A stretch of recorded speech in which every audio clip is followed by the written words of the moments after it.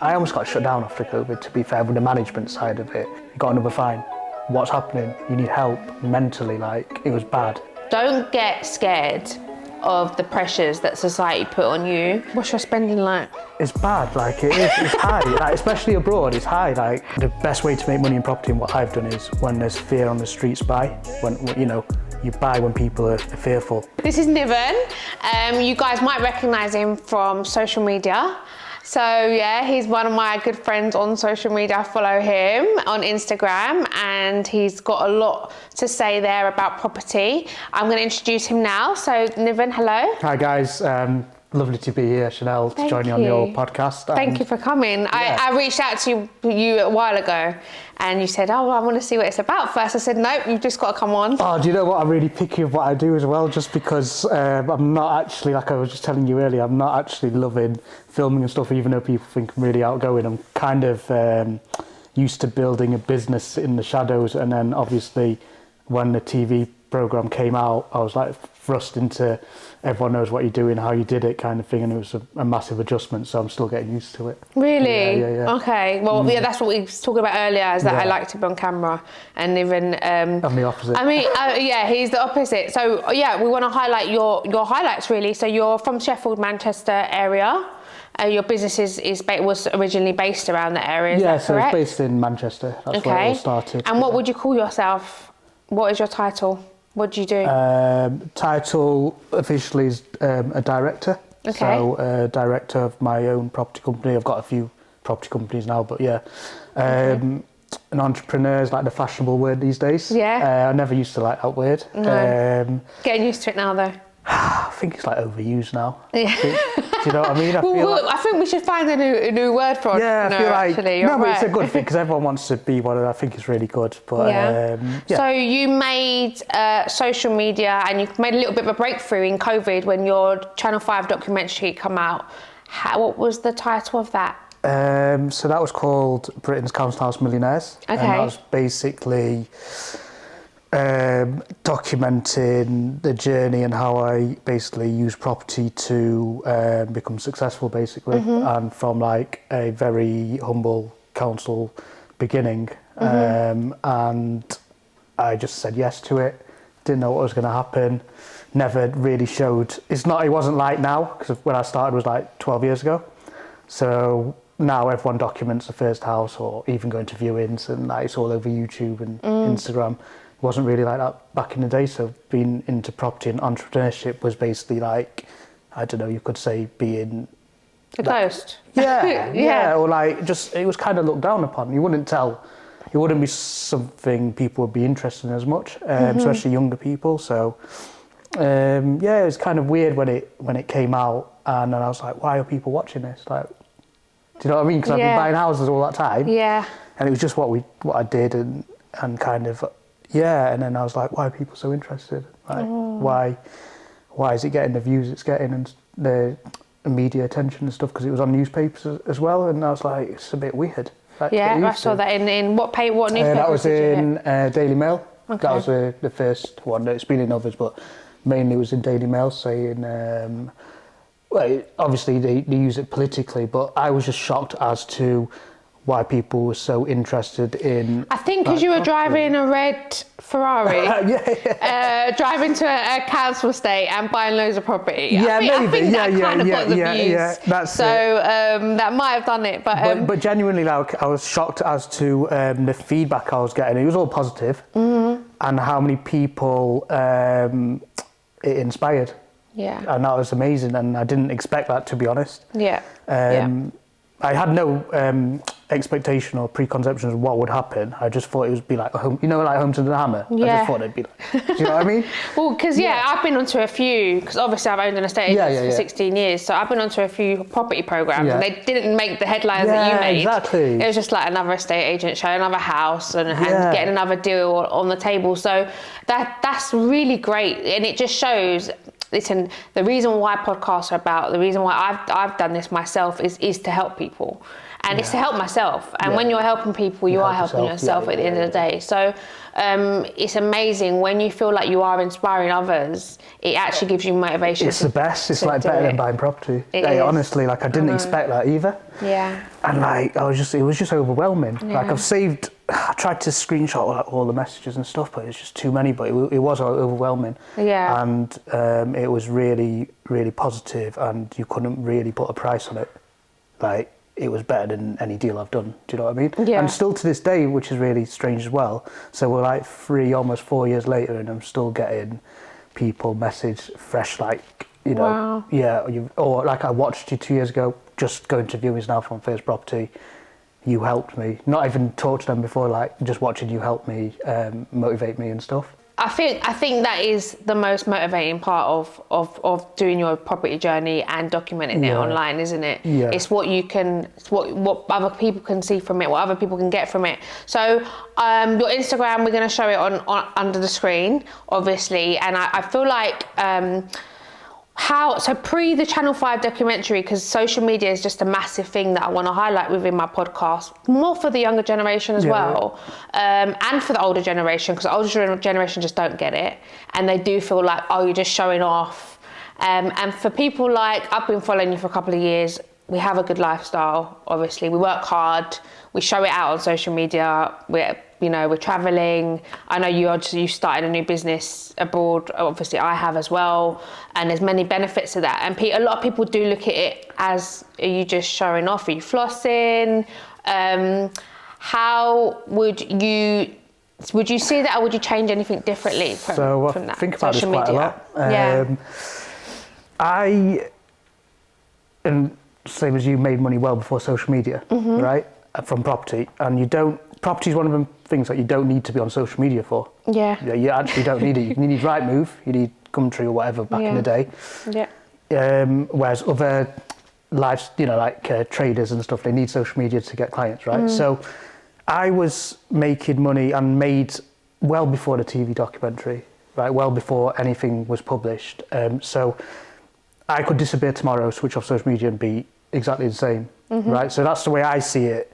But the other side to it is, I'm here to inspire people, and the easiest way to do that with the young generation and the people on social media is literally to showcase my lifestyle in a way that is authentic, and is actually like, when I post a holiday, it's not because I went on holiday to post it, it's because I was actually living that life. Enjoying what you're posting. Yeah, exactly. And it does inspire people, because people message me saying, I want to be... Keep going, bro. Yeah, and like even like I want to be where you are, and they're stuck in a 9 to 5, whatever. I want to be where you are, and they can actually see it. And one of the things I do say is, you can't be what you can't see. Because when I started property, I didn't know anything about property. I didn't even know it was a thing or accessible to people who kind of like look like me or from the same backgrounds, about like owning land in the UK. Because obviously, although I was born here, my parents weren't, so we didn't have property inherited from grandparents and all of that kind of stuff. So the first people who took me to a building site when I was 18 was my dad's mates, who was like, they had like a collective of like 5 Nigerians who were like buying in Manchester, and they were building stuff, and I was like, wow, we can actually do this, yeah. And I was 18, so like when I was 21, I still remember that when I went to the bank to try and get a mortgage for my first property. That inspired me, even though they were elders, they weren't on social media like flossing, but that kind of inspired me. So that's basically what I'm trying to do now. So you had some guidance, but only really from the age of 18. I didn't even have guidance, it was literally just seeing. So they took you to a building site, we're like, oh, I never knew. So they were trying to get me to buy it. You know, like they do in Dubai now with the off plans. Yeah. So they were doing that in Manchester years ago. It would have been a good investment as well, but I didn't, because I was 18, couldn't even get a mortgage. When I was 21, I still remembered, it is possible because they're doing that. Yeah. Yeah. And that gave me, if I hadn't seen that, I wouldn't have really been, I might have chosen a different path, or, do you know what I mean? And there was no YouTube and like, there was nothing. There was YouTube, but it wasn't like you can just go on now. Nothing. There was literally nothing. So there's no. It was just about just put your feet in first and go for it. There's no one that you can ring, or someone can message me now. I've just bought a property, got this problem, and I'll reply. Right. That's like guidance. from someone who's been there, but there wasn't that then, because they were building as well. They weren't landlords, they were just built, and I wasn't building. So I didn't have guidance, but I saw it. So when people see me on social media now, they will see a mix. They'll see like whatever I want to post, but it'll be like lifestyle. It'll be how you can live abroad or wherever you want in the world and still have income from the UK, like passive income. How to get out of your, because I've worked some hard jobs as well, like 9 to 5s, how to get out of that mindset. Like I've got people, I'm not even like, you know, there's PTs out there, but there's people who message me with before and after pictures of the gym and I've motivated them on that way. It's not even about property. So that's kind of... bit of a transformational... Funny enough, I had my life coach on here, Ray. You might know him. He's good at... He's amazing at property as well. And he's a transformational life coach, and plus he does property. So it's like best of both. And you know, it's all one relationship. Whether you have it with the gym, whether you have it with your business. So one thing I want to ask you about, which we haven't touched on about, is your upbringing. So can you tell us a bit about that? So it was difficult, to be honest. Really? Didn't see my parents much because they were working, like doing everything they could to get food on the table, kind of thing. Had different like carers, like, you know, like babysitters full time, childminders, stuff like that.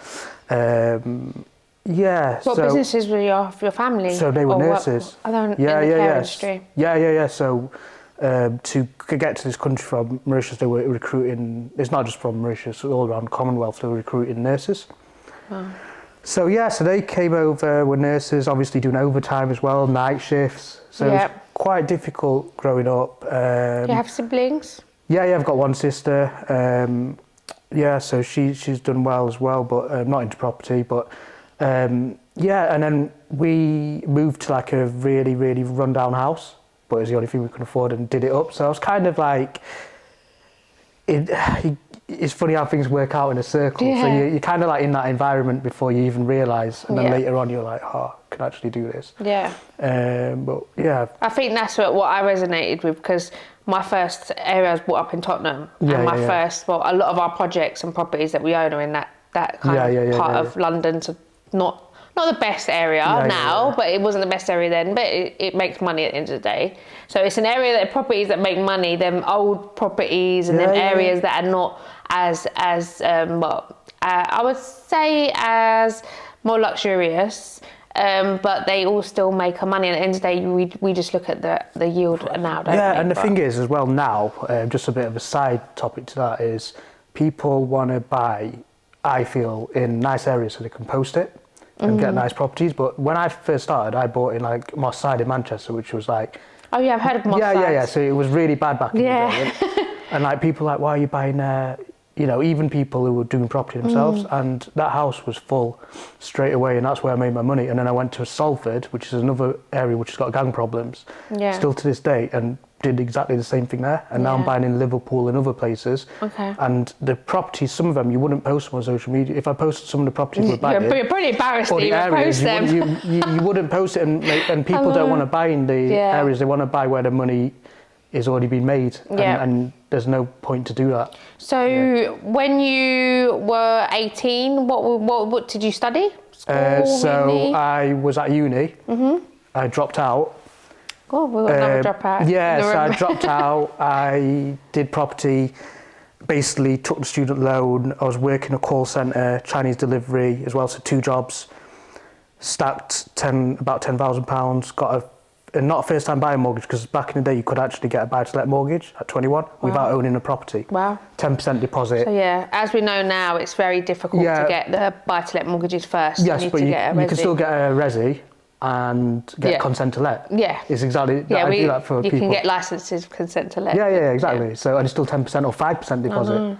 So I've done that. I've rented it out to students, lived in it myself, saw it was making money. Interest rates were really... How old were you? I was 21 then. So first property was 21, So, and then basically took 2 years to buy another one, which is really slow by today's standards. I know. But it was the same with me. I'll be honest, I think my first one was at about 23, 24. And then I was buying one on average every 2 years, and I was like, why am I buying it so slow? Exactly. But we were hit at that. I mean, it was really hard. It's been tough to get properties, I would say, for the last 15 years, to be honest. And since the credit crunch in 2008, they've put some hefty rules, and they haven't loosened at all. Yeah, exactly.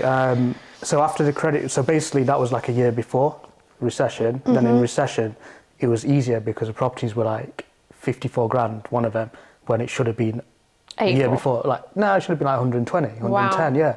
So I was buying them, but I couldn't remortgage them because they weren't below market value. Like now? Yeah. Really? Exactly. When you can't really refinance nothing? Yeah, exactly. So it was slow money, but the rent was always good because it was like a really good model I had where obviously it's common now, but I was doing multi-lets, getting the best internet in even back in the day, getting all the amenities, had like students from Spain who were just arriving from the airport and had everything set up. Didn't have to worry about bills, internet, anything.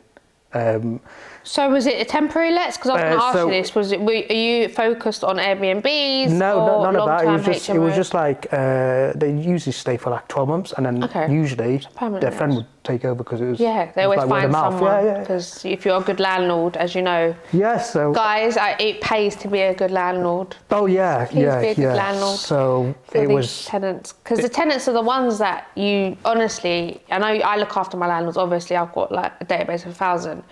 But the same way I look after them tenants can ring me up any time that I've rented a property to, and they know me personally. I think it's so important to keep a good relationship with your tenants. I always said that, and I put it in one of my ebooks that I wrote, that tenants are like customers. It's customer service. If you can be good at customer service, you can be good as a landlord. But the moment you start. And I don't even like the word landlord because you're not a lord, really. Do you know what I mean? Like, it's just a term. Yeah, it's just a term they use. But it doesn't matter. Like old school mentality is a landlord here and a tenant's here. Yeah. I just see it as like customer service, like you buy something online. Yeah. And if you buy something from like Luton, you get like a concierge. They'll ring you. You can return it, and they'll come and pick it up. Right. That's why you buy, apart from the brand, but it helps build the brand. So. Customer service for tenants is how I built my business and how I got the rooms. I could buy any house from me, and the rooms would be full. I wouldn't even in COVID, we're completely full. Wow. Yeah. So. They couldn't go anywhere. So. But we had a lot of them left, I guess. No one left. No one left. We had full rent. Oh wow. It was amazing. So in terms of that aspect. So the model that you had when you were 21, you kind of thought it works. So why break it? I've never changed it. Yeah. You've never. So to today, because obviously I've seen a lot of a pattern of this, of diversification now, which is what even myself. Hence why we've probably gone global. You still are sticking by this model in today's market. So today's market, the fundamentals are exactly the same. The numbers change, but the fundamentals are the same. There are different strategies now, and a lot of that is because people want to sell courses. So there's like Airbnb, there's like social housing, service accommodation, all of that. I just want to keep business really simple, get consistent cash flow like I have done. I do trade. I do like trading now as well. So I'll buy properties and sell them fast, just because the cash. So flipping. Yeah, without doing any work though, because I'd really hate managing trades. Apart from, but I'll do it. It's the toughest part. I don't. Being developer. I don't want to. I don't want to be a developer. I'll do a developer if it's a passion project, like Marbella I'm doing, and the numbers are there. But it's not to make money, because I make money by passive income, and that's amazing for a good lifestyle. And I don't really want to make money for the sake of it, managing trades, doing like big projects when I don't need to. Well, it's very time consuming. First of all, there's a lot of micromanaging you've got to do the builders. Secondly, if there's another disaster like COVID where materials went up 40%, you couldn't amplify that into your business plan. Then obviously when interest rates up again, you couldn't amplify that to happen in your business plan. When you've got a development that's ongoing for 2 years, there's so much that can happen now in 2 years that you could be up the creek with no paddle. I'm just quite lazy as well, to be honest. So well, more content, no? Would you say? But I've always been like so. The reason why I did property is because I didn't want to work, because I was always getting into work late. I'd put in call centre. I was like top sales, but like in terms of discipline and stuff, it's not always been there, right? Even that's probably from growing up and stuff. So I'm not the most employable person, but I'm also not the most. I don't wake up at 5 a.m. and stuff like that. Okay. Which a lot of people think business owners do. Do you not feel like you are disciplined in certain other things in your life? Yeah. But the point is, I don't feel like you have to be disciplined with everything, but I feel like the things that drive you the most, you are normally more disciplined with. Yeah. I just feel that I don't want to. I got into property for a reason, and that was to live a nice lifestyle, right? Okay. And has it worked? Yeah.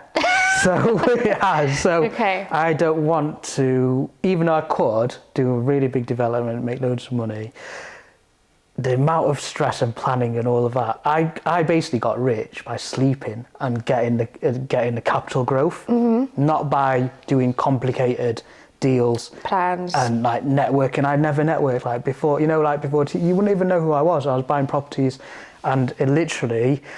Buying in the right areas, which I always say to my people I'm helping now, is if you buy in the right areas, you don't have to do anything else. You can just wait until the properties goes up, and that's how I got really the main wealth. Yeah, I had cash flow. I've got really good cash flow that pays for lifestyle and stuff, but the real millions were made by just sleeping back, literally, and you couldn't make that. I think people overcomplicate everything in life, exactly. And if you've got a good model and you really trust the market that you're in, and that's what we was talking about Dubai as well before on camera, and I said, it's so hard to buy out there, but honestly, in 15 years' time, it's going to be what you're saying now. If you do invest there, I feel like it's going to be the next England, where in 15 years' time, we're going to be like, I wish I bought in Dubai. It weren't that expensive. Yeah. It is. It's very expensive. And another thing that I'm going to speak to you about, obviously, is the difference. I was told by a lot of people, don't buy outside the M25. And I'm sorry, I gave that advice to so many people. Yeah. When people ring me, they're like, I want to buy Manchester, I want to buy Liverpool. I'm like, no, what are you doing? Stay in London, because it, like you say, when the recession hit, it hit so bad there in 2008. And so many people lost everything. Yeah. And I know people that bought like 20 properties and like, oh my God, like their properties are like 50 grand and now like 20 grand. Well, it's gone back up now. Yeah, so there you like 200 now. So there you go. I think the lesson there is, don't get scared of the pressures that society put on you, and just roll with the times and do whatever it takes to keep your portfolio going and ticking over. Some months you're going to be earning 20, 30k, maybe, well, if you're lucky, but some months you'll be earning £10,000 on rents. And like now you're probably earning some of them people earning £2,000-3,000. Yeah. But that will go back up. I think. Do you not think? The main thing you've said there is, which is really important, is you need to have, not be scared, you need to have confidence that whatever business you're in, you need to go for it, and you can't be scared. So you can't be scared, can I fill 20 rooms? Like if you buy a 20 room property, house. You've got no choice. Yeah, but you've got to have that mentality where you take the risk, otherwise you won't do anything. I've got loads of clients who've onboarded with me and they don't want to take a risk. And the other thing is, they're looking around at every single person who's posting on YouTube, Instagram, I'm doing this, and there's so many like opportunities, let's say, that they don't. You don't know if they're real. One, you don't know if they're real. Two, you don't know what to focus on because you're looking around. You can't drive looking left and right. You've got to go straight. You've got to focus. And that's really what helped me build a business without anything. Like, I was so lucky there was none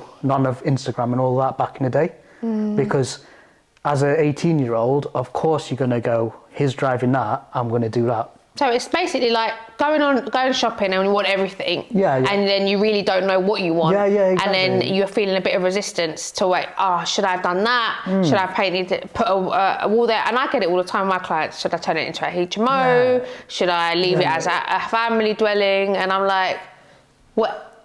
To me, I ain't going to tell you to do anything. Yeah. If there's a resistance, I'm not going to control anyone. Yeah, exactly. You need to come to me and be like, right, I want to make X amount a month, and I'm sure you do as well. This is my expectation. How can I achieve that? Well, this is how you can achieve this amount. If I can't get you this amount and you want to do it your way, you might get this amount. But at the end of the day, it's about being open and honest with your customers and yourself, and managing everyone's expectations when you're doing business with people. So how is it for you now? Are you helping people do projects? Yeah, so now I spend a lot of my time kind of, I have like loads of people onboarding. I only work with certain amounts of people who are, as I said to you, really active and ready to go and have got the motivation. Yeah. If you need the motivation, there's only so much I can take you forward, right? But I have clients in Dubai, I have high net worth clients, I have footballer clients, and I also have the other end where I've got like 19-year-olds with no money, who've made like rent-to-rent deals and they've treated the family, gone travelling. So I've got the whole spectrum. It's really weird. I've got the whole spectrum. I've got like multimillionaires, and I've got and it's really nice. I have the most fun and the most satisfaction helping the youngers with no money. Yeah, and it's doable. Yeah, it is. It is. It really is. And everyone's like, "Where do I start?" And I'm like, "Just do anything to just try and get on." So where do you start is to start. Yeah. And you can't do it all yourself. You need people, especially when you're starting off. And it's something that I really couldn't work out until probably 30, that I need help. Yeah. To ask for help for me was such a hard, is one of my biggest challenges. Yeah, to accept that I couldn't. I feel like it's because you did a lot on your own, like myself, but you can go so much further if you have someone who's been there and made the mistakes, because people have paid me, they won't make the same mistakes. So they've got all my experience for the price. I wish. Imagine like you'd be 10 times further, Oh, 20 times further. Exactly. Like, honestly, I feel like my business I didn't even know what I was doing until obviously I knew what I was doing until my landlords, but I didn't know financially where I wanted to be until I was 30. Yeah. And then I was like, wow, I've just been having a blast in my 20s. Whereas I've got these young adults, 21s, and they're like buying their first properties, and they know what they want to achieve, and they've got a whole business plan. They're switched on, because obviously now everyone wants to be an entrepreneur, and everyone wants to be self-employed, more so after COVID. So I'm getting 21-year-olds and I'm building them. I'm saying, like, by the time you're 25, you'll have £1 million portfolio, if not more. And it's very, very structured how to get there. And they're on the vision, and we achieve it. And that's fantastic. It's amazing, isn't it? That is fantastic. Yeah. So and they're starting with like £30,000 or £20,000. I like your jumper, by the way. Oh, thank you. It just hit the spot where it's like, let's get it. Let's definitely get it. Yeah. I don't want to. I do wear a lot of designer, but I don't want to always push that, because it's something that I tell my clients not to do. And do you know what I mean? Well, see both sides like Chanel. My name was after. I was named after a designer, so for me, I find it really hard.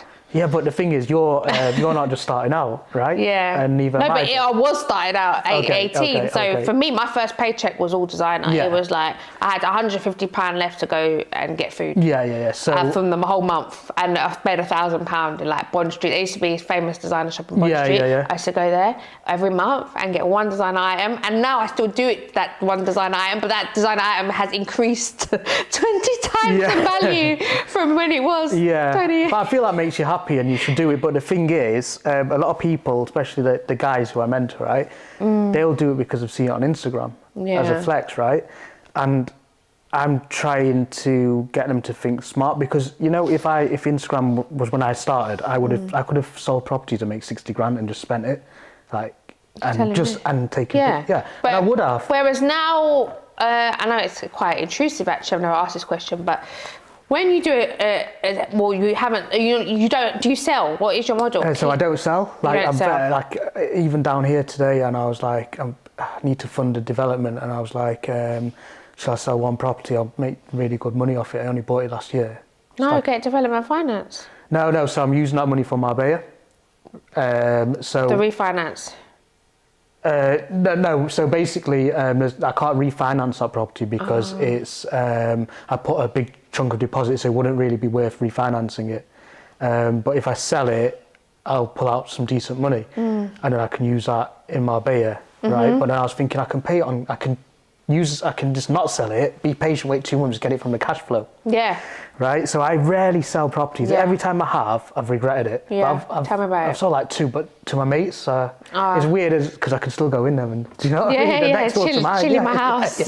No, same here. That's another really great point. I've sold one property and I regret it. Because now I'm like, okay, it hasn't gone up much in 3 years because of when it was sold, but I could have done with that little piece to my Monopoly board. Yeah, and you probably, if you'd waited a little bit, you would have had the money from cash flow anyway. Yeah, especially because the rents have gone so crazy in the last 3 years. So your main aim is to sell, but say for example you was to do a good project and you earn 100k profit out of it in your hand, would you spend any on yourself? Or would you go and reinvest that money?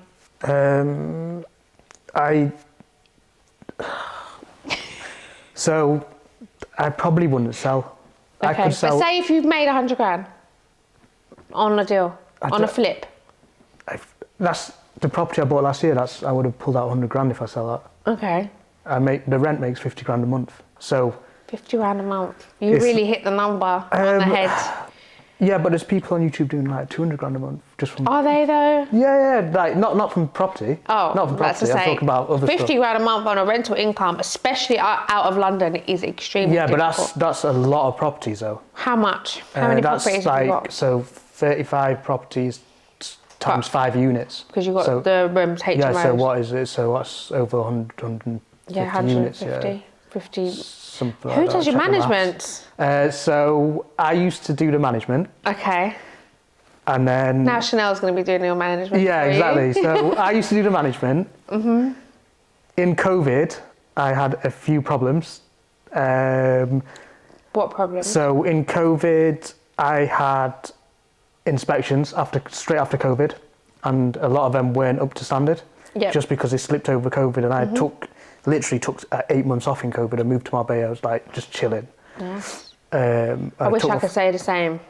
Yeah, COVID was my hardest time. So COVID was like when I sat back. So I mean, the councils were cashing in after. COVID. Yeah. So they cashed in. They were cashing in. You know what? They even tried to fine me £1,000 for not having a word on my website. Yeah. So, and I was like, "You're kidding me!" Like. Yeah. So I got. I almost got shut down after COVID, to be fair, with the management side of it. Right. Because houses were Did that make the news? Pardon? Did that make the news? No, so if you want to go into it, they tried to get me into court under my own name, but it was owned by a company, one of my companies. So prosecution was against the company. Okay. Which is fine. Which is better, by the way. Yeah, and so... on a legal perspective. Yeah. So I didn't need to go, but they wanted the story, obviously, because it was the same council I was slating in the documentary. So anyway, it was settled out of court, but the point is, there were mistakes that I made. I had to bring in consultants. I couldn't do everything myself, which I'd been doing. See, that was the lesson. That was my lesson. That lesson cost me over 100 grand. Ooh. Yeah. Like 70 grand fines, and then compliance, getting the consultants in. And people who use me now get all that benefit, don't they? Yeah. But the thing is, I built a business when I was early 20s, right? And I had to build it any way possible. Plus, I didn't have any guidance, right? Yeah. Although the guidance was on the internet in some kind of form. Yeah, but they never enforced it. They never enforced it. Yeah, no, they didn't need to. Though. I mean, look, deposits didn't need to be registered until 15 years ago. So And I know the council officers because they've seen me building a business, and they used to respect it. Yeah. But after COVID, they needed money because you know how many there's like 4 councils that have gone bankrupt in the last 3 months. We're bankrupt. Yeah, the country's bankrupt. All the councils bankrupt. So, it's not their fault. Yeah. So I get on with the councils. Exactly. To be honest. But they saw me like at 22, 23 building this Red business. Ferrari. No, I never had it there. No. I was just building a business like a normal lad, but they were like, you know. And no investors, because it wasn't really the thing to get investors there. No JVs, none. All of myself, and I was just buying properties by the opposite. So you were saying a mistake you made was probably not getting. But shall I be honest with you? Because I've had a managing agent for 17 years, and it's how I learned. Yeah. So much vast information. I've done massive compliance work on my company for the last 2 years. I've made it like squeaky clean because I had to. The game's changed now. To grow my business, which I've grown it 10 times, is because of compliance. So now I'm like, give me hundreds of management because so, I know what I'm doing without even blinking. So I lost 100. But I lost, you know, and you do lose when you're not doing things when you're not how doing they things should right. be. But the thing is, they actually helped me because now our rent is probably 25 to 30% up just because we're doing it properly. So that was a diversification in your model, wasn't it? Yeah, so now everything's handed over. Yeah. And it's actually one of my mates who runs his kind of agency, runs everything. Oh, if you were my mate, I would have opened an agency and be like, yeah. So it's really weird because how I met him was I had to sell a house, right? That I'd just done in COVID. The one house that you sold? Yeah, I had to sell it because I needed to pay the fines, right? Oh my God. And I only bought it in COVID, spent 3 months. It shot up after lockdown. You know, when everything opened, it just shot up. Yep, it was a great time. So the estate agent sold it. They had a guy from Hong Kong who wanted to buy it. He was giving 10 grand more, but I needed the money. So I said no. They said, we've got another buyer. He buys with us all the time. He's legit. Sell it to him. Right? The estate agent said that, and I said, do you know what? I can't risk Hong Kong funds because sometimes it gets blocked. Sometimes they'll drop out. Last minute, they'll ring up and try and get 20 grand off. 1,000,000%. Yeah. So I sold it to him. He was taking ages. Gone on Instagram. I've gone on Company's House, found out his name. Gone on Instagram, seen him flossing in Canada and that. Yeah. So I was like, this guy looks like a bit of a lad, right? I messaged him. So I said, bro, are you buying my house? Right? I swear to God, this is what happened. I said, bro, you buying my house? He goes, yeah. Thank God for Instagram. Listen, I've gone, can you hurry up? I need the money. Right? He goes, I'm coming back. Do you want to meet up? So I met him, got on with him. Oh, good. I've gone, listen, I need the money. This has happened. How many? And he's got loads of property as well. You wouldn't know, right? And he's like, they're all around Southport. I've never seen him because he's been living in Canada, but he's British. And he's gone, I'm opening an agency. I go, take all mine if you want. He goes, yeah. I told him what had gone off. He goes, I'll sort it. And he sorted everything. He was battling. You know, like 10% is not a lot, is it, for management? No. And he had to he had to go into the council. 10% to do the legal compliance is absolutely nothing. Yeah. So the amount it could save you so much in fines. Yeah. But the thing is, I had lost all my licenses anyway, so I had to transfer it to somebody or I'd be out of business. I know. That's why they've done it. Because on a property license, if you get they say you have to transfer your management. Well, what it is, the council can take it over as well. Yeah. Right. So you don't want that. Yeah. So you don't want that. So he took all the risk. The council officer who was trying to do me met him on inspection. Said, "Why are you doing it for Niven? Like, you've seen him on TV?" And he's like, "Yeah." He goes, "Why are you taking?" They really were against you. Yeah. So he's like, "Why are you taking all this risk for 10%?"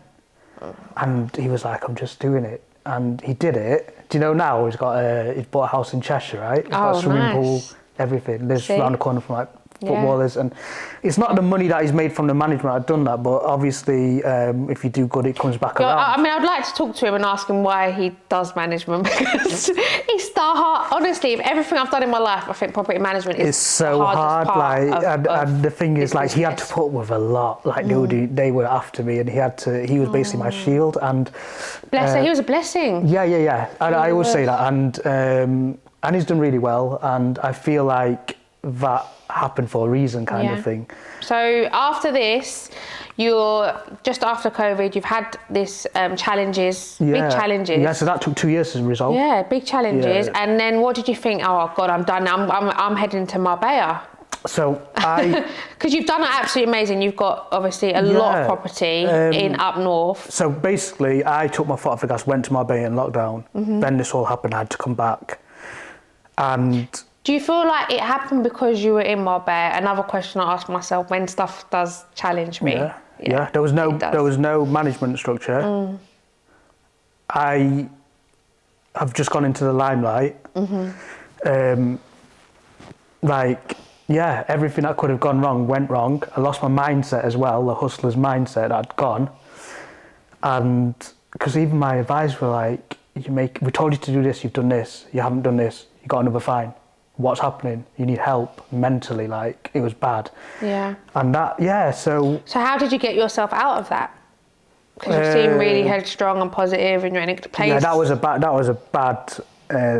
bad time, do you know, like and was it your early 30s? Yeah, that was but the thing is as well, at the same time as that, I was having to portray a certain image because of the TV show. And I had to kind of reply to. I didn't want to show anything because the mistake it wasn't a mistake, but in my head I was like, I shouldn't have even gone on screen. And the guy, because the officer who was going after me was like one of the head compliance officers in the council, right? And he was even said to the guy who took over, my mate who's got the agency, why did he even go on? Yeah. We wouldn't even been on the radar. We wouldn't even know. Because they respect what I've done. Yeah. I'll be honest with you. They do respect, and I respect them for going after me the way they did in terms of being really good at their job. Because no other council could have done that. But he was like, why did he even go on? Yeah. You didn't. And then that hits the thing, because like we said earlier with resistance and getting scared, it makes you a little bit scared, because you're like, and doubtful of yourself. And it's them things, it's them times in your life where you really need to be so headstrong. You know what? I've done it. I've done it. I've been there. I've made this mistake. My hands are up. Trust me, I'm paying the consequences for it. Carry on. And I guess that's why you were skeptical to come on the podcast now and stuff like that. Yeah, but the thing is now, I would, because I thought about it. Well, you're not doing nothing wrong then. Yeah, but would I have done that show again? Of course I would have. Of course. Right? And it's not for me, it's to inspire people. Yeah. And you can't always operate in the shadows, like, you know. And in fear of anything. Yeah. I wasn't in fear, it was just there was no need to. When I was building, I didn't want to tell people what I was buying. And to this day, when I work with clients, we don't tell other people where we're buying because they're paying for that. It's not fair on them. Yeah. When I deal with footballers, we have NDAs. We don't. So I still operate like that, because when you see people on Instagram going, I've just bought this here and I've got like 100 grand off and you can do it next door. Well, what? No, you can't, because they would have done it, wouldn't they? They would have bought that. Why are they telling you for free? I mean, it's a very tricky. It's the same with me when I'm buying properties. I'm like, should I put this on? Should I not put it on? Because it's like, it is a hard business, and that's what people understand. Property development is not easy, especially now. Do you know, my clients, it's so hard to get a picture. They won't go on. I've helped so many people, and half of them won't go on. Really? Because they're building businesses behind the backs of the employers. But do you know what? That's good for you to be the face of it then. Yeah, exactly. So that's perfect. But, so it works well. But I really enjoy inspiring, and that show helped me do that. And and like old school ways of doing stuff doesn't open new doors. 1,000,000%. So this is why I do it again. Yes, and this is why podcasts are also fantastic. Exactly. So I'm just getting used to all of that. I made mistakes and it helped me, and basically I'm actually better off for it, so I can't really complain. Yeah. You've done absolutely amazing, Niven, honestly. So obviously we spoke a lot about the property side of things. Just a bit about, personal characteristics in business. What would you say would have to be the main characteristic to survive out there at the moment? I think fear. I think confidence. I think you need confidence, and you need to have no fear. Okay. And the earlier you start, the easier that is, because in your 20s you can take risks that you won't take when you've got responsibilities in your 30s. And you also got that mindset where you can fail at 21 and start again, and it doesn't make a difference. So, but you probably won't fail. What it is just having. It's about having a change, and taking your ego out and being like at 21 or 25 or 35 and being like, okay, my first model didn't work. How can and it can work a different way. Let's change the model that I thought was going to work. Like you say, you're lucky, I'm lucky. We started this business a long time ago, and we're still doing amazing out of it. But there's people that want to start something new, amazing businesses. There's so many businesses out there that probably can earn more than me and you are earning in property. With probably a lot less capital having to put down. So how we've done it is the old school way. Now for new generations, I think it is about having no resistance, like you say. Obviously discipline in the right areas, and I think self-belief. Yeah, and I feel like don't look around at what everyone else is doing. Don't compare yourself. Don't want long-term mindset as well. So many people want it tomorrow.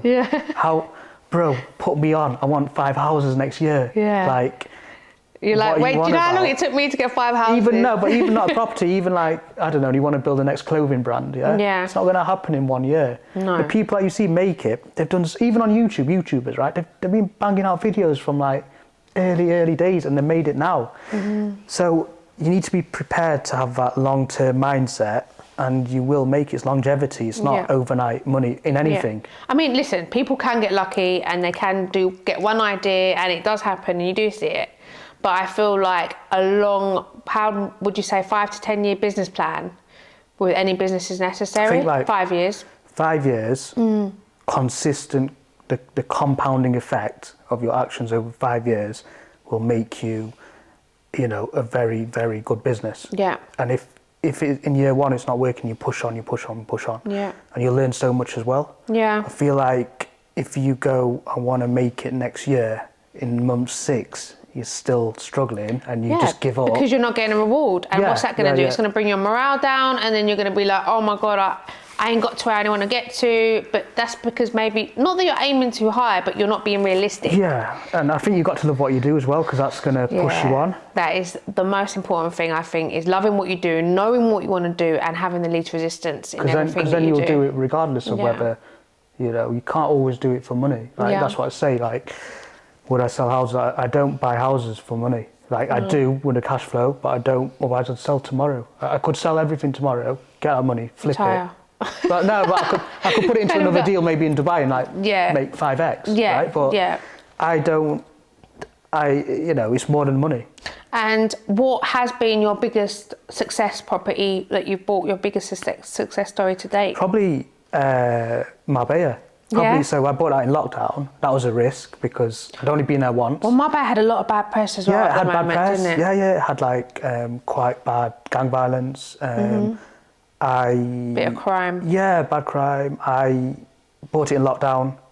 Didn't even know what anything was doing in lockdown, as no one did.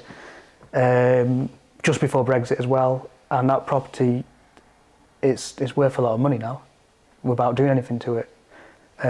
So yeah, and you can't get a location again. So you don't want to cash out? So if I cashed out on that, well, that's the thing. It's not just about the money. It's like the lifestyle, the mindset. When I go there, I'm next to the beach. Would I cash out?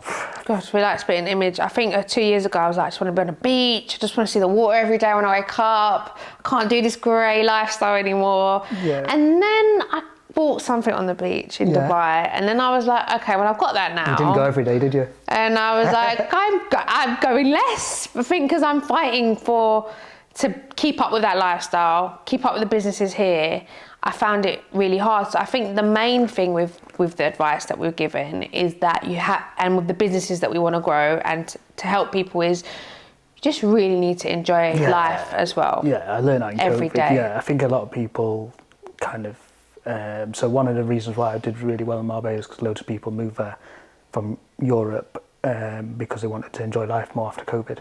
And I feel that's really, so that's why I wouldn't cash out, because I wouldn't be able to enjoy it. There's no point having millions in the bank and not being able to enjoy it. Do you know what I mean? Yeah. You just got to be up for realising that maybe things ain't going to go as fast as it was if you were here. Yeah, exactly. And like, because I find when I do, because I travel obviously every month to Dubai, and it's when I do take my foot off the pedal here, and I go to Dubai, and I still work there obviously, but not as intense as because I'm not here. Then the profit margins go down a little bit. Yeah. So I'm like, there's rewards and risks with everything. I don't think you can have everything. I feel like you need to remember why you started in the first place. So I started because I didn't want to work and I wanted a really good lifestyle, and I've got that. So why would I cash out? I didn't start to have £10 million in the bank. Yeah. Because that's, you know, you can have that, and you still, if you don't have the passive income every month, that will disappear. Yeah. You know, you spend 100 grand on a holiday. Yeah. So I think creating passive income, I think for everyone is, if you want a nice lifestyle, life goal, if you want that lifestyle, if you want to travel and not have to answer to somebody and be able to wake up and have money in the bank, it's like a subscription model, passive income, and that's what my properties give me. And if I sold everything, yes, I'd have a massive lump sum, but that would be going down every day because of you spending it. Yeah. And what's your spending like? It's bad, like it is. It's high, like, especially abroad. It's high, like, but it's coming every month. Yeah. So it's it's replenishing. That's a really good thing. So I feel like that's why I wouldn't cash out. But at the same time, I want to maybe get like a place in Dubai. Come to you for that. But I hope so. Yeah, so that's a lifestyle element now, because then I've got a place in Marbella, a place Dubai, a place here. But like you say, I think anywhere in the world within reason, that money will multiply. The same model and then mindset you've got in England with England from the beginning. You've seen your properties multiply, quadruple probably some of them. Would you say? Yeah, easy. Yeah, so that could happen. I think the bigger amount of property you buy, the more they'll increase. But there'll be times when they decrease. Yeah, but you got to ride the storm, don't you? Because it's a storm now. Yeah, but you hold on. It's a very, very hard. It's tough out there at the moment, but you just got to hold on and keep going and know what you've got into it. It's not a short term. No. So how do you see the market next year? And have you got what's your future goals? So I get this question all the time. I'm always buying. Okay. I'm buying below market value. I'm buying deals where it's profit from day one, and I'm just sticking to what I know. I'm not doing complicated investments. If I want to buy somewhere to buy me personally, won't be for business. I'm just literally buying all the time, but buying what I know and buying below market value. So it doesn't scare me, the market. If it goes down, it goes down. If it goes up, it goes up. But I'm always buying below market value, so it doesn't really...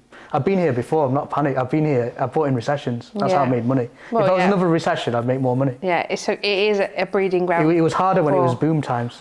It was really hard. Yeah, it was. But you felt like when you knew in the boom time you were getting a good deal, you were like, this is a great deal because it's a great market. Whereas now you're like, wait a minute, if this market keeps going that way and you're buying at a good price here, realistically you need to have the mindset of that could keep going low for the next 2 years. And I think again it's that scare factor. We're like, shit, I bought that for 450. That's what it's worth for now. Yeah. And I spent 50 grand in it, and I got development finance, and I went and put it on a bridge, and I can't refinance it. You know, there's so many stresses, which is why I feel like you need guidance from people like us to help you. You need guidance, but also some of the things you just mentioned there. So I don't do development finance. I put it on a bridge, but I don't spend money inside the property because I'd rather buy another property with that. But the best way to make money in property and what I've done is when there's fear on the streets, buy. When you buy when people are fearful. When people are greedy, you don't buy. After the COVID, when everything was going up, I wasn't buying because amateurs were ringing up because everyone's got that factor. Yeah. You can't lose. We weren't buying because we were too busy fighting the councils for our life. People paying 30 grand more than the... God, when I come out of COVID, I was like, what is all these... Because a property licence hit my borough. Our property licence. So now I had about 300 property licensing applications to do in about 2 months. But do you know what? It's so good licensing and Article 4 and stuff. I actually like it because I love it now. It's a barrier to entry.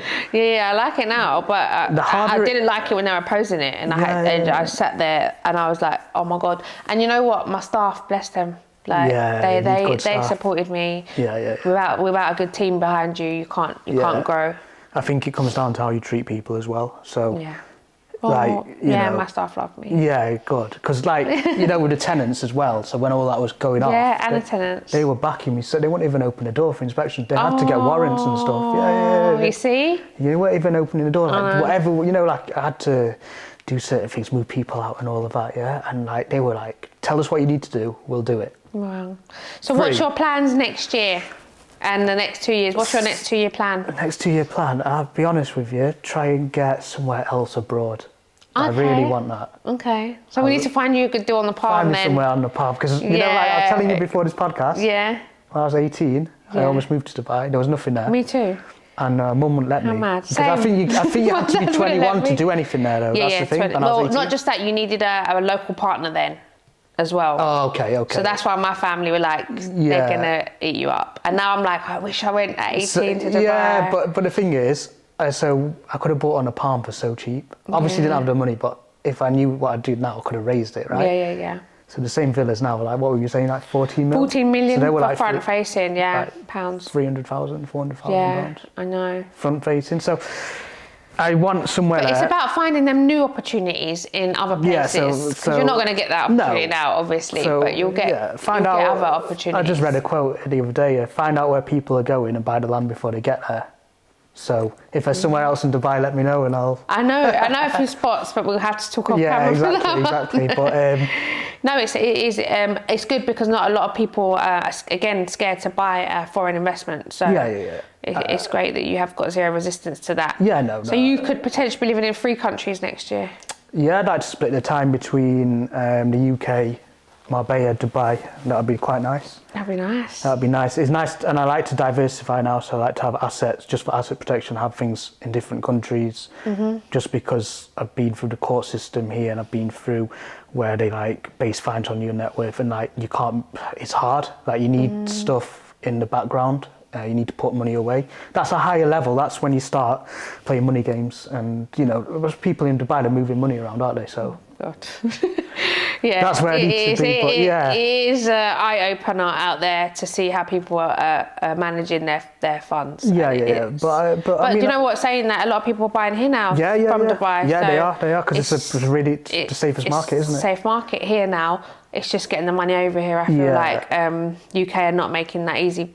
Rightfully so. Yeah. They have to do their obviously MLS checks and stuff. But yeah, amazing. Yeah. So yeah, that's the plan. I'm content with what I've got anyway. It's just business-wise, that would probably be the next move, and just carry on growing and helping people. Okay. Yeah. So you're looking for more clients to? I'm not necessarily looking for more clients, but I get a lot of clients who are not ready. So I get a lot of younger clients as well, because I've just started TikTok. So. So that's like more. I really like TikTok because you're really big about diversifying. Yeah, so Instagram's very polished and people only post like what, especially, and even me. If you look at my thing, there won't be like loads of like bad properties doing up and stuff. It's very polished, but TikTok's very authentic and it's very short. Yeah, so I can go into it's just like it's really so. I'm doing that, but I'm also getting clients from there who are not ready. They might be just finishing sixth form school.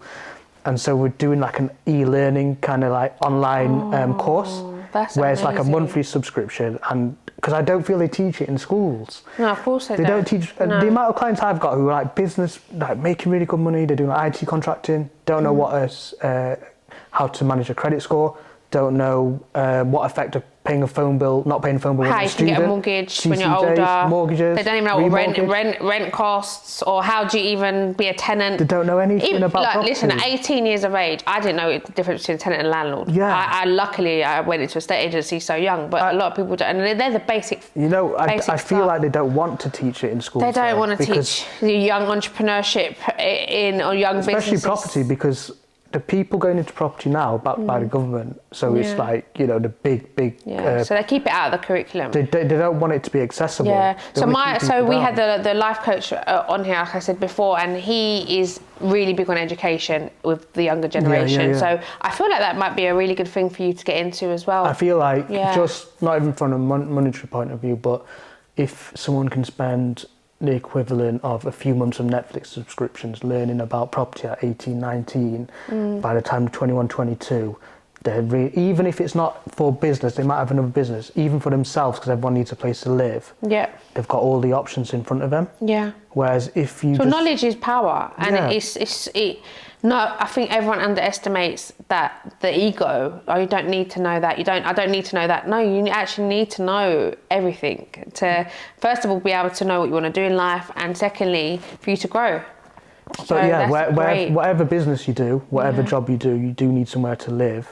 Yeah. So you need to know the basics, don't you? Yeah. And then money management as well, like how to manage finances. Like even the people I work with now, they're like really earning a lot of money. Some money management shocking, some of them. So they probably spend. I see some people they're spending like more than. Or even my brother, he's like, I'll get an Uber there. I'm gonna get an Uber there. I'm gonna get an Uber Eats, and I'm like, why? Yeah. Do you know how much money you spent on Uber today? Like, how much have you earned? Should we just give a little ratio of what you earn to what you spend? And that is, I feel like just secure your future early in terms of where you're living, and that everything else can take care of itself, and you can do whatever you want in your passion. Not everyone wants to own a massive business. There are still people who want to just do like a retail job and come home and be happy, but you do need a home to come back to. You don't want the landlord. And you want to be happy in that home. You don't want the landlord to have all the power either. That's not right either. So like that's never been my thing as to making money because I'm a powerful landlord. I made money because the tenants could come here or where, you know, move from London, get a nice job, be comfortable, be happy and live their life. That's all I want. Yeah. I just want to create a happy place for them to live in. Exactly. So that's the future. Yeah, that's what it is, and it's like giving back as well. So it is. Well, good luck with everything. Thank you very much. I think when we might do our next podcast together when I sell you your next property in Dubai. Do it in Dubai. Yeah, we're going to do one in Dubai with you, and it will be our next chapter, I think. Well, that'd be nice. Because that would be really good, and I really feel like the pushing of the younger education course would be fantastic. That's just a passion project which I've got time to focus on now. So yeah. Perfect. Should be amazing. Thank you for coming on, and thank you guys for watching another show of See Both Sides Let Chanel. I hope you enjoyed it as much as we did. Thank you. Speak soon. Take care, guys. Bye.